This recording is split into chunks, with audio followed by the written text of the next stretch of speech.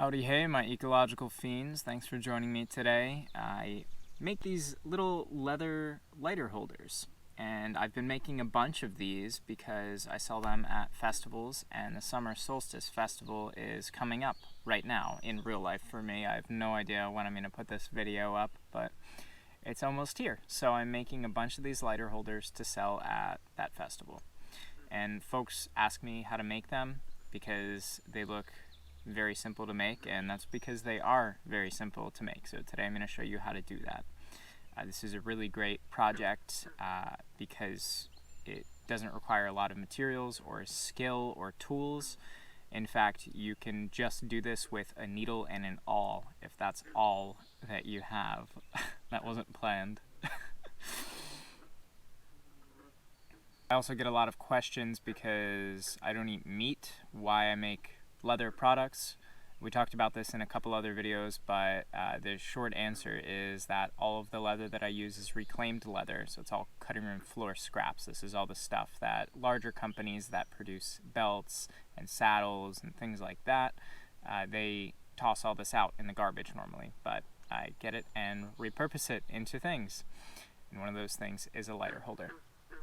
So there's a couple different versions that you can make, a couple different stitching patterns. As you can see, I have lots of different patterns over here. We've got the standard one, which is the one that you're going to be able to make today, and it has a little keychain loop so you can attach the lighter to your keychain. There's an additional stitching pattern here where you kind of make these X's or diagonals on there. You can also get your awl and scratch in a pattern onto the lighter. I'm so sorry about the sound. Somebody's working on a rooftop over that way.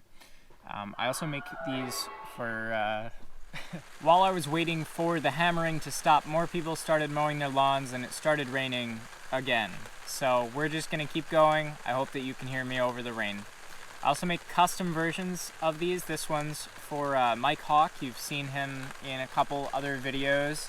That's Mike Hawk for you. This is his custom lighter. And in addition to that, you can also get your awl and you can make designs. So there's a ton of different things that you can do with just this simple design, and that's something that I love about leather. It's crazy. There's so many different ways that you can take just a simple piece like this. So we'll start out, I'll tell you what you need to make this as far as parts of the final product. You're gonna need some sort of wax. Beeswax is what I use because it's the most sustainable and I love it. I love beeswax so much. You can buy it in blocks like this. This is a couple pound block, and then I just break part of it off and then it turns into something like this, and you're gonna need this to wax your thread. Optional is a piece of sandpaper. I'm gonna use 220 sandpaper today to kind of rough out the edges. You'll also, of course, need some leather. Once again, we're going to be using all reclaimed leather today. So you just can use any old scrap. That's another great thing about this project. You don't need a whole ton of leather. I mean, you don't need a whole cow's worth for this. You barely need a little tiny part of a cow for this. And you'll need a piece about this big. If you're not sure if your piece is big enough, you're going to want to make a blank or a pattern first. So the way that I do that is I get a big sheet of paper, just 8 by 10 or whatever, and you wrap your project in it. And then you just kind of trim it around and get it to the size that you want. But remember, the grain of leather or the thickness of the leather that you're going to be using is going to influence the size that you need. So I always make a paper blank first to try and get to the size that I actually want. And then I'll trace it onto the actual leather, cut it out of a scrap piece. You can see that this one was pretty damaged, so I'm not probably going to use this for a final product that I'm trying to sell. So it's fine to just kind of cut it up and use it as a practice piece for different methods. So cut that out of the blank, and then if it works well, then you can save your blank for other things. Always remember to label it. In another part of this, you'll see there's a little square here, and there's also a little paper square that I have right here, or a rectangle. But I guess the square is a rectangle, isn't it? So this little piece is for this part if you want to put the keychain loop on it, but I've made this blank before, and I know this being in the wrong direction is going to drive somebody crazy. I've made this blank before and I've lost this little piece, and it's kind of pointless to keep paper clip on this because I know it's just going to fall off. So what I did was I just traced this in the center here, so in the future if I do lose this piece I can just retrace it off of the center. But once again, remember to label it, because if you're anything like me you'll end up burning it or recycling it for something if you don't know its purpose. So you've got your leather. If you want to do a keychain on here, you'll need a keychain loop. You can buy these in packs by the thousands. You can buy tens of thousands of custom ones. There's all sorts of materials, brass, cast iron, etc.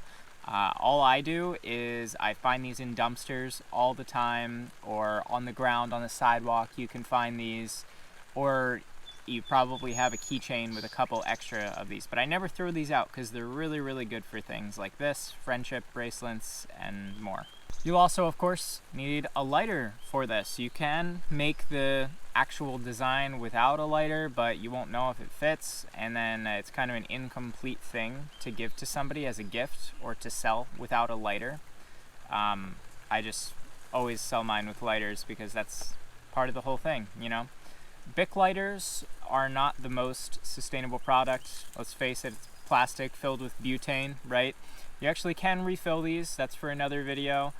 But as far as refillable lighters, I have spent probably close to $100 in the last couple years trying to find a refillable lighter that works for me.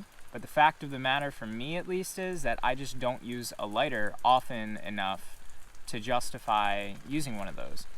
The thing about butane lighters is that they are completely sealed, whereas refillable lighters use liquid fuel, and so they're prone to evaporation, even with the best seals. I've tried so many different designs of lighters, and all the fuel evaporates, and I end up wasting product and putting that stuff into the atmosphere, which I don't want to do. So I have converted over to Bic lighters because for me, they're much more practical. For me, they are more sustainable, and honestly, they're way more reliable too. I'll still use my ferro rods to start fires, but as far as quick use lighters for lighting the propane stove and the wood stove, Bic is the way to go. I always carry 2 to 3 of these with me, especially if I'm camping.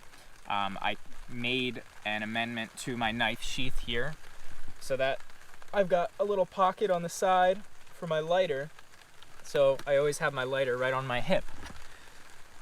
So Bic is the way to go, not a sponsor. And if you're doing this for more than 6 people, you might want to buy them in bulk because it's a little bit less expensive. You can buy these from a couple different stores, craft stores, or you can order them online. Just remember that it has to be surface mailed, so they take a very long time to get to you because they're filled with butane, so you can't send that on an airplane, right? But Bic sells them by packs of 6, and they come in all different colors. So if you're a vendor at Bic, then, or if you're a vendor at a gas station or something, you can purchase specific designs like wildlife packs or whatever that have, you know, little pictures on them. But if you're just a regular civilian like me, then when you buy these, they'll come in all different colors. So you'll notice over here, these lighters are all full of different colors. I personally keep the coolest colors for myself. You might think I'm weird for thinking that gray is a cool color, but I'm talking too much, so let's get started. Tools you'll need. You'll need some kind of hammer. And once again, you can just do this with an awl and a needle, but we're going to use a couple other things to make it look a little bit nicer. You're also going to need a set of punches. I'm going to be using diamond punches today.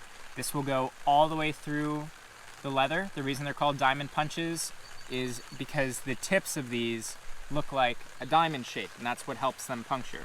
So you'll need a couple different sizes of those depending on how many stitches you want to make. I'm just going to get them all out right now. You'll also need an edger. What this does is it's adjustable. This little arm on the right can go out or in, and then this tiny part on my index finger here traces a straight line on the edge of the leather, and that will allow you to have a straight stitch line. You'll also need a needle, scissors, pliers, and a pencil if you're making a blank. This is already made. I'm a first responder, so I usually have these on me. They're wonderful little scissors. You'll notice that they have some serrated teeth there, so what it cuts actually ends up serrated. But this was marketed to be able to be strong enough to cut through a penny, and it is strong enough to cut through a penny, so it's definitely strong enough for leather. There's nicer products out there that'll give you a cleaner edge, but as far as versatility and keeping your tool inventory as small as possible, these are a wonderful, wonderful multi-tool. One thing you do have to watch out for though, is because this edge is serrated, it can drag on the side and it can make teeth marks. Like right here, you can see the teeth marks from the scissors up there. And the last thing you'll need is some kind of thread. You can use artificial sinew or waxed thread, but if you're buying it, make sure that you're buying linen or cotton thread, because if you're using acrylic or nylon, it won't be a good thing, because one of the reasons that we're making this is so that it's biodegradable, right? If we use acrylic thread, then we're filling it with plastic. We're using plastic on leather, which to me is just not something you do. It'd be like getting watercolor painting and finishing it with oil paint. If you're trying to make a statement piece, sure, but in everyday life, not good, not biodegradable, and not sustainable. So you can go one of two routes with this. You can just buy already waxed thread, or you can get thread and use beeswax to wax it yourself. That's normally what I do. And for this, you're going to want to use a thicker piece of thread, not just regular sewing thread. You need some sort of braided thread, because otherwise it'll just rip. If you already have stuff for sewing leather, awesome. Okay, welcome to this section of table. First we're going to get our leather piece here. I'll show you what I was talking about with the scratching real quick. You can see there's some marks right here. This is from the teeth on the scissors. So they've got these little teeth right here, and then you can see all these nasty little marks that do not look good on the final product. So we're going to try and avoid those. So you have a finished side and a rough outside on your leather. I like the way that the rough outside feels, but I think the finished side looks a lot better on the final product. If you're using thicker grain leather, you'll need to wet mold this. So to do that, once you're done, basically just surround a lighter with saran wrap, stick it in there, and then soak the whole thing for a couple hours. So we'll get started here. We're going to get our blank that we've made by tracing a lighter, and we want it to look like this, right? Not too hard, not too complicated, really just one piece here. And I'll show you the size of my second section here. So if you have the lighter with you, you just want it about half the length of the lighter. This doesn't have to be highly specific, okay? So we're gonna get this. And we always want to try and use a corner of leather that's been machine cut, because that's always going to be more square than what we can do with our free hand. You can also use a T-ruler if you wanted to. I'm not going to.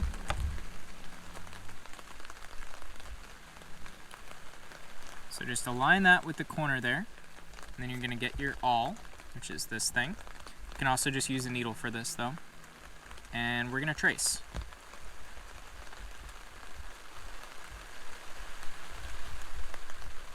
Try and get as close as you can to perfect. You can always trim it up later, but the better job you do now, the easier it is going to be for you later. Remember, when we live life, we're just trying to set our future selves up for success. So now you can see we've got this nice line here. It's a little bit challenging to see even with my own eyes, so I imagine it's kind of challenging to see on the camera, but you can just barely see the outline here. And you can switch on a light at a harsh angle if you're having trouble seeing this.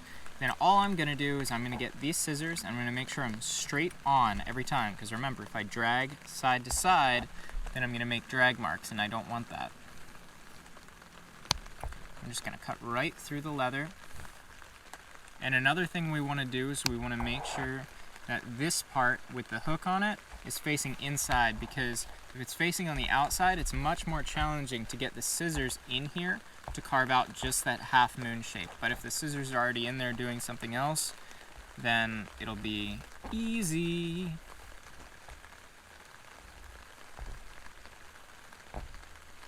And remember to use the inside of your scissors to prevent those drag marks. They still might happen.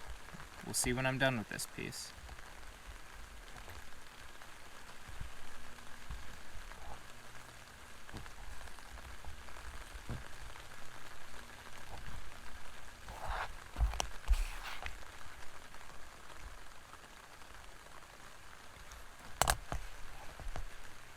And then for me, the corner always gets stuck, so I always end up using my knife at the very last section. Awesome. Okay, so I fudged a little bit right there, and I call it a drag mark, but that's okay. It's not the end of the world. We can see that this is pretty much perfect.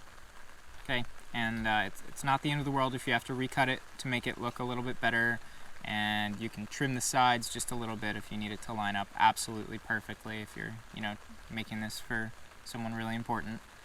And another thing to note is that a lot of leather lighter holders do not have this little thing in there. So that's part of why I made this design like this, because it's easier to use, easier to flick, and if this piece is on this side, you can't reach that and it's just a mess. So we want to make sure that that's in that direction, and I think it also looks a lot nicer like that. So now that that's in there, what we're going to do is we're going to lay this flat down. We're going to get our edger here. I have this preset to about 3 millimeters. There's no measurement gauge on this. It's really just a guess. If you end up using this too close to the edge, your stitches are going to come out of the side of the leather, which we do not want. I really wouldn't go any smaller than what I have right here. So I'm going to start about 3 or 4 millimeters from the top, and I'm just going to push down and drag along. I'm going to stop right there, and I'm going to do the same thing right here till just shy of halfway. We want to leave about a finger's space right in the middle here. So we'll stop about right there. Woo! Tarp is dumping water on me over here. Okay, so we only need to do this on half because we're only going to be punching on half. Remember, this is our guide for the punch, so once we punch, the holes are going to be on both sides anyway, so we really don't need to worry about it. So the next step that we're going to take is we're going to get some glue. You can use regular old school glue. I prefer EcoFlow Leather Weld. This is made by Tandy Leather, which is not a sponsor, but this is a more sustainable product than most glues out there. And remember, our goal with everything that we make is we want it to be biodegradable, right? There's no sense in making something else that will end up in the landfill. So if you've seen these other pieces here, you'll notice that there's a hole right here. They vary in different sizes depending on what I was feeling. I personally think that a smaller hole looks best, but you can go and stitch the whole direction, but I think it looks a little bit better, adds a little bit more character to the piece, and also the lighter slides into the piece easier if you leave a hole at the end there. I'm going to smear it around so it's a little bit more even, and this will dry clear too, don't worry. Then you're going to fold this in half as carefully as you can, and you're going to hold it for about a minute. Awesome, so I've held this for about a minute. It does not have to be absolutely cemented on there. We just need it to stick while we punch the holes in. So I'm going to use the 5-hole punch here. Whoa, crazy wind. I'm going to use the 5-hole punch here, and what I'm going to do is I'm going to start way up at the top. I'm going to line this with the line that we edged just a second ago, push it straight down, and then we're just going to hammer.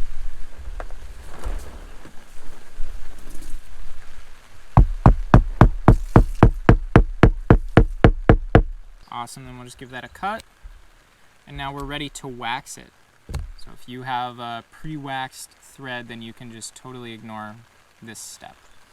To do this, what you're going to do is get your block of beeswax, or you can cut a section out of a candle, but that's not biodegradable because candles are usually paraffin wax, and that's made of petroleum. Hate to break it to you.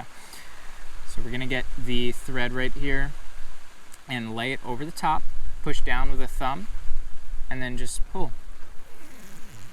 Pull the full length of thread all the way through, and stop about an inch away. Then you're going to grab that inch and come back.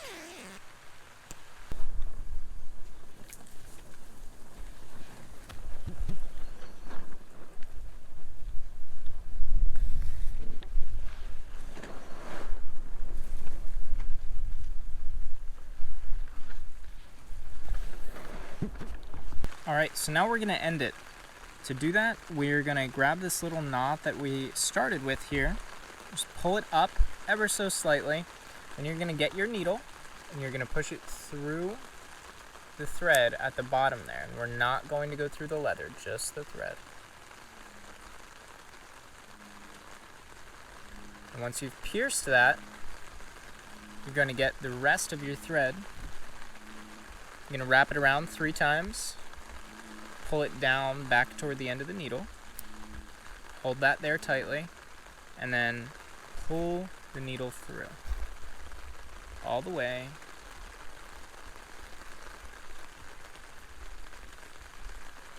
And make sure you hold those knots in place. So what you've done is you've just made another knot right there to end the thread. So now we've only got 1 clump of knots that looks ugly on here, not 2, which is awesome. And this is a big advantage of what makes this section look cleaner rather than just doing the single stitch. That's why I like the double stitch better. Now you're going to pull the thread tight and cut it. Stick your leather. You could stick your lighter right in there.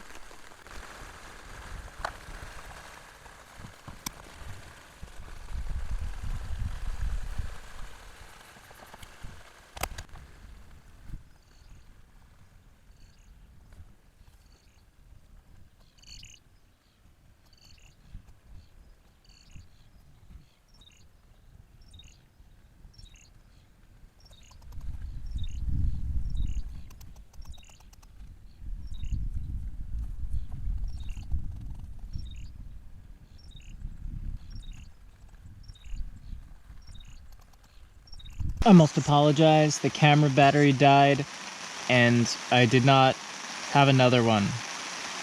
And I did not notice, and I sewed this up without pausing to show you how to do it. So it's really easy, I'll explain it. Basically, when you're doing your stitching, all you do is wrap it around with the keychain inside of it. Make sure the keychain's inside of it. I can't tell you how many times I've sealed it up without the keychain inside of it. Put that in there and then just stitch like you normally would all the way down. And then you've got a nice piece with a hand hold in case you're doing some really intense leather or lighter holding while you're on a sailboat or something and you're rocking back and forth. Or you can just use it to help attach your keys. But in any case, I hope that you learned something today, and I hope that despite all the time you spent listening to me, I've actually saved you some time on how to do this. And I hope that this will be a good way for you to use up your leather scraps and help honor the animal that died to help you make your leather goods. So thank you very much for watching. If you enjoyed it, please leave a like down below and consider subscribing if you want to see more stuff like this, and if you want to help me grow and be able to do things like afford batteries that last longer.